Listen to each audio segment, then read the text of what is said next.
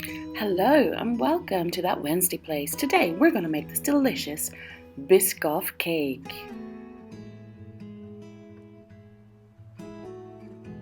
Now this recipe is from Jane's Patisserie, so all of the ingredient details etc. I will leave in the link below. So we're adding in some butter, some brown sugar, and then we're going to try and mix it. Yes, I did try to buy a mixer. Unfortunately, the mixer that I bought was faulty, so it had to be returned. So I didn't even get to make this cake with it. It started messing up halfway through making the cake.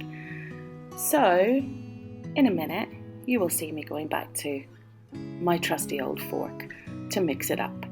Now, I don't know whether it was due to the fork or not using a mixer to aerate the cake enough, but it was a little bit dense, and I'm sure there was no fault in the recipe. I'm sure it was to do with how I mixed it. Okay, so there you go. You can see me going back to the fork. So we're mixing together that butter and brown sugar.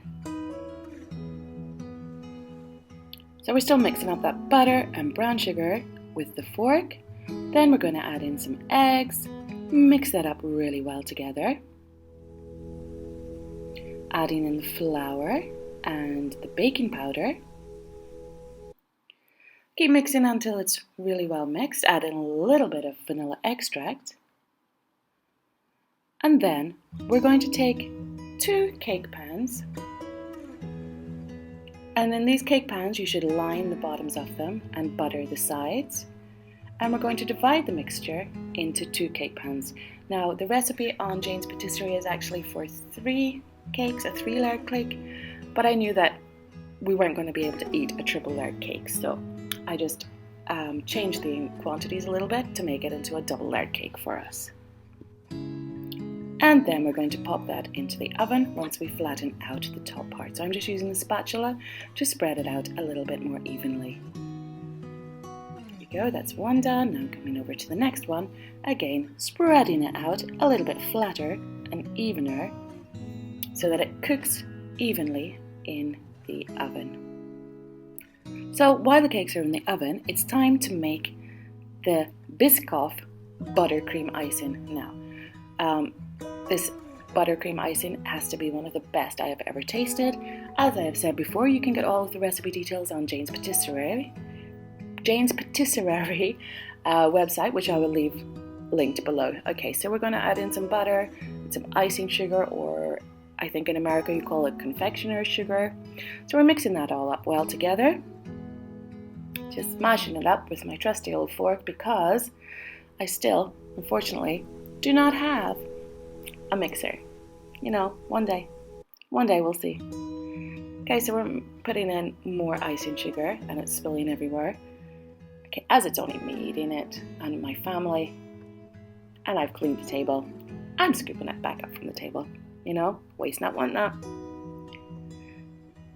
Now we're going to add in a little bit of water. Okay, just to make the mixing go well. And there we go. So the water has helped to soften up my butter. My butter was a little bit hard, which is why I used hot water in it, and it's softened it up really well. Okay, so now we're going to put in the Biscoff spread. Now, I don't know about you, but Biscoff is probably one of the superior spreads out there. Okay, so we're putting in the Biscoff spread, and then we're going to mix it all together to make this wonderful buttercream icing. Okay, mix that all in.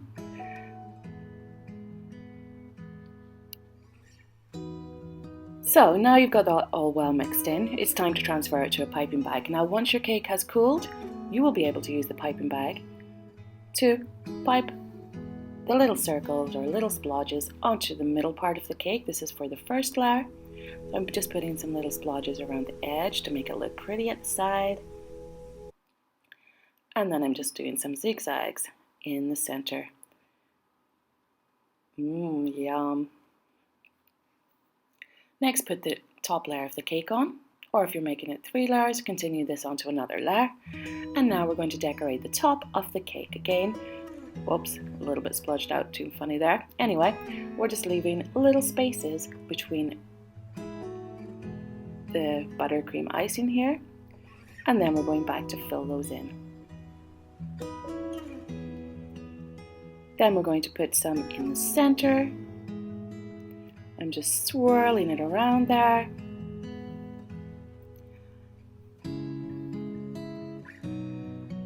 And then you're also going to need some Lotus Biscoff biscuits to decorate the top of the cake.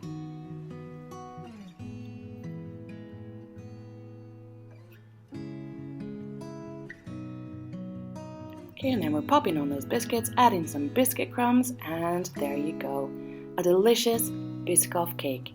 Now, as I said, we're also drizzling some melted Biscoff on top. Delicious. As I said, the recipe details will be below. I got this recipe from Jane's Patisserie. Now, if you like these kind of videos, please like and subscribe, as it really helps me know what type of videos that you want to see. Thanks for watching.